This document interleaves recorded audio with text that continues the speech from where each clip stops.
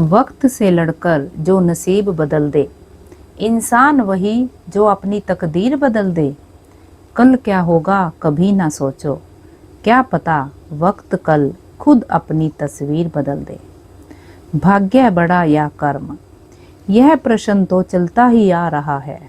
गीता में भगवान श्री कृष्ण अर्जुन को कर्म करने का उपदेश देते हैं। भगवान कृष्ण अर्जुन से कहते हैं कि राज्य तुम्हारे भाग्य में है या नहीं, ये बाद की बात है, पर तुम्हें पहले युद्ध लड़ना ही पड़ेगा, अर्थात कर्म तो करना ही पड़ेगा। एक कहानी है जिसके भीतर बहुत बड़ी सीख छिपी है। एक जंगल के दोनों ओर अलग अलग राजा राज्य करते थे। उसी जंगल में एक महात्मा रहते थे। दोनों ही राजा उन महात्मा को अपना गुरु मानते थे। उसी जंगल के बीचों बीच एक नदी बहती थी और इस नदी को लेकर दोनों राज्यों में अक्सर झगड़े होते थे। एक बार तो बात इतनी बढ़ गई कि युद्ध तक आ पहुंची।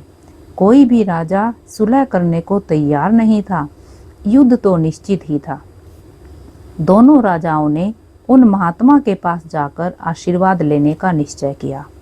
पहला राजा जब आशीर्वाद लेने पहुंचा तो महात्मा ने उससे कहा, तुम्हारे भाग्य में जीत नहीं दिखती, आगे ईश्वर की मर्जी।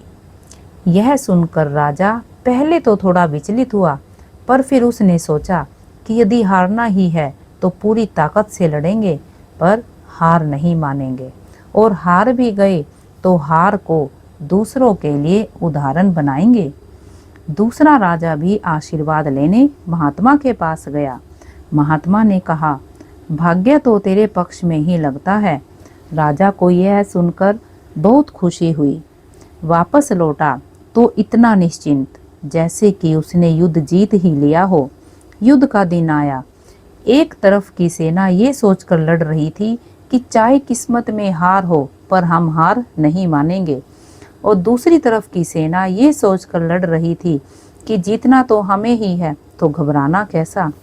लड़ते लड़ते राजा के घोड़े के पैर की नाल भी निकल गई और घोड़ा लड़खड़ाने लगा, पर राजा ने ध्यान ही नहीं दिया और ये सोचा कि जब जीत भाग्य में ही है तो फिर किस बात की चिंता। पर कुछ ही देर बाद घोड़ा लड़खड़ाकर गिर गया और राजा दुश्मन के हाथ पड़ गया और उसकी हार हो गई। युद्ध के निर्णय के बाद महात्मा भी वहां आ गए। दोनों ही राजाओं को यह जानने की जिज्ञासा थी कि आखिर भाग्य का लिखा कैसे बदल गया। उन्होंने महात्मा से प्रश्न किया। महात्मा ने मुस्कुराकर कहा, राजन, भाग्य नहीं बदला, वो अपनी जगह बिल्कुल सही है, लेकिन तुम लोग बदल गए हो। उन्होंने जीतने वाले राजा की ओर इशारा करते हुए कहा, अब आपको ही देखो राजन, हार के बारे में सुनकर आपने दिन रात एक कर दिया, सब कुछ भूलकर जबरदस्त तैयारी की, खुद हर बात का ख्याल रखा, जबकि पहले आपकी योजना सेनापति के बल पर युद्ध लड़ने की थी। और आप राजन, महात्मा ने बंदी राजा को कहा, आपने तो युद्ध से पहले ही जीत का जश्न मनाना आरंभ कर दिया था। आपने तो अपने घोड़े की नाल तक का ख्याल नहीं रखा, फिर इतनी बड़ी सेना को कैसे संभाल पाते। और हुआ वही जो होना लिखा था। भाग्य नहीं बदला, पर जिनके भाग्य में जो लिखा था उन्होंने ही अपना व्यक्तित्व बदल लिया। फिर बेचारा भाग्य क्या करता। दोस्तों, भाग्य वही खींच कर जाता है जहाँ कर्म का चुंबक हो। हम भाग्य के अधीन नहीं हैं, हम तो स्वयं भाग्य के निर्माता हैं।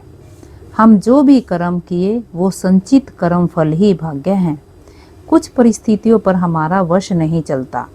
किसी अच्छे घर में पैदा होना हमारे बस की बात नहीं, पर कर्म के बिना फूल से धूल होने और कर्म के साथ धूल से फूल होने के उदाहरणों से दुनिया भरी पड़ी है। हमने सोचा कुछ और, हो गया कुछ और। इस पर हमारा वश नहीं है, पर ऐसी परिस्थिति पर हमारी प्रतिक्रिया तो हमारे वश में है। हम टूट कर बिखर भी सकते हैं और कर्मों से स्वर भी सकते हैं। कई बार ऐसा भी होता है कि हम थोड़ा ही प्रयत्न कर रहे होते हैं, पर परिस्थितियां हमारे बहुत अनुकूल होती हैं और हम जल्दी सफल हो जाते हैं। जैसे एक झील में बह रही नाव को उसी दिशा में जाना है जहां हवा बह रही है।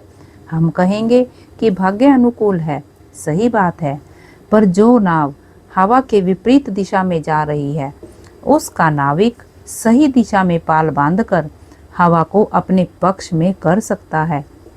ये है कर्म से भाग्य को अपनी ओर खींचना। भाग्य हमारे कर्मों का ही परिणाम है। कुछ परिस्थितियां हमारे वश में नहीं हैं, पर ऐसी परिस्थितियों पर अपनी प्रतिक्रिया को अपने वश में कर लीजिए, फिर देखिए भाग्य कैसे खींच कर आता है।